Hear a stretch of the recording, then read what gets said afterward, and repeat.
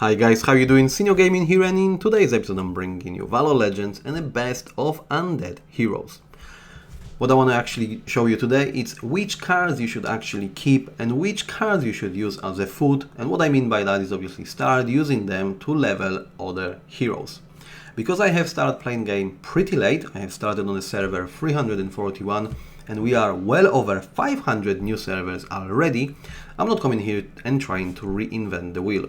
We actually got a great guides and tools created by a community. So what I want to do, I want to give you a visuals and my commentary on one of the best materials out there.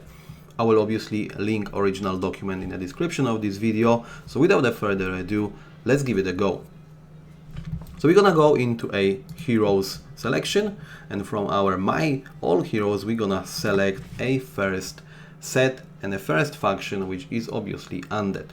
The original guide actually got a top 3 tiers of the characters, based obviously on how useful they are and their specific skills. But let me focus today only on top 2 tiers, as I believe that will give you a quite significant pool of characters you will be able to upgrade and aim for anyway. Okay, so we also will split it into a different class, obviously, of the characters and heroes, and I'm gonna kick off with the Mage one.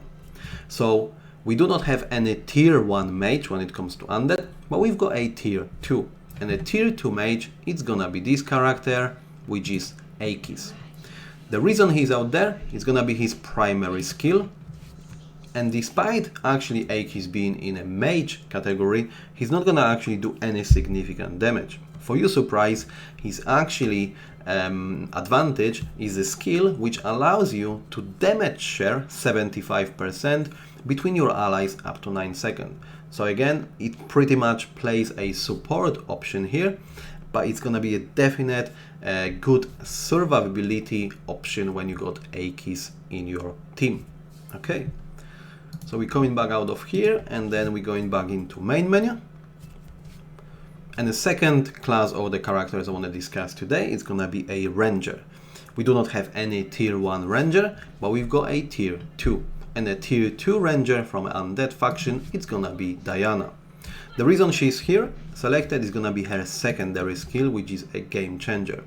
So actually Dementing Arrow permanently silences the front enemy, and usually you're gonna be pretty lucky when it comes to cards as well. You have probably played a campaign against sometimes 1 or 2 Dianas, and it's very annoying when she casts this arrow and silences your characters for a time being. You know, when you cannot use the skills, you're not as powerful as you could have been. Okay, so that's gonna be it. So when it comes to ranger, you definitely want to focus on Diana.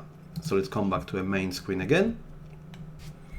And now the third class I want to discuss is gonna be priest. And we have finally got a winner when it comes to tier 1. So we have landed one of the Undeads.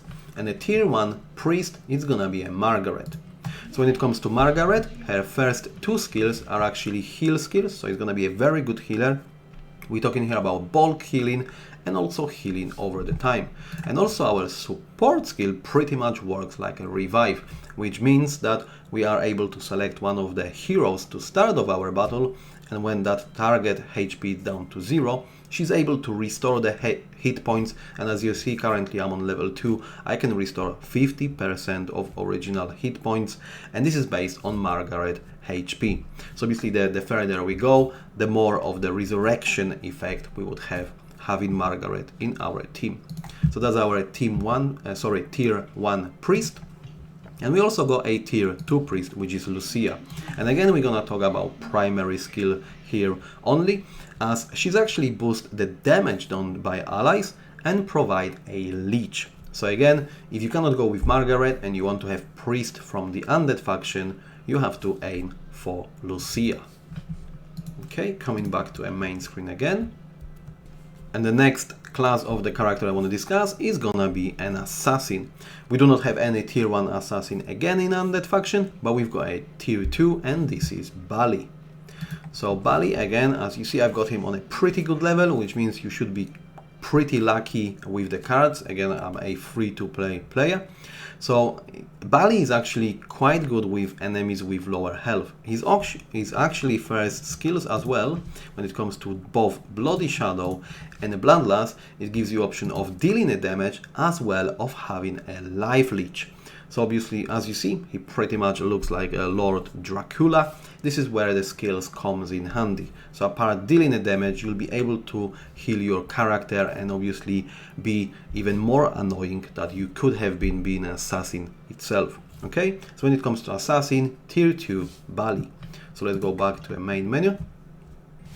And final class is gonna be obviously a warrior. And actually we've got another tier 1 character, and this is gonna be a Cardali. So if you actually been playing a treasure dig for Undead faction, if you haven't, you can check one of the videos which I have put out there already. You can see how powerful Cardali is, and this is down to his shield. So obviously there is a great survivability when it comes to Cardali.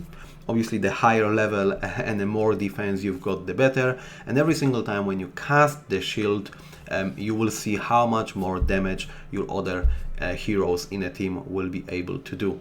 So again, we got a tier 1 only, and this is gonna be a Cardali when it comes to Undead faction.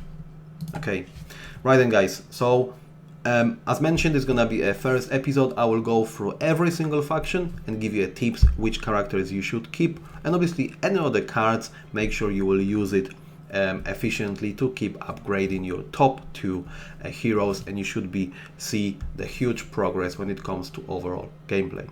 Okay then, I hope you found this useful guys. As always, I'll see you next time.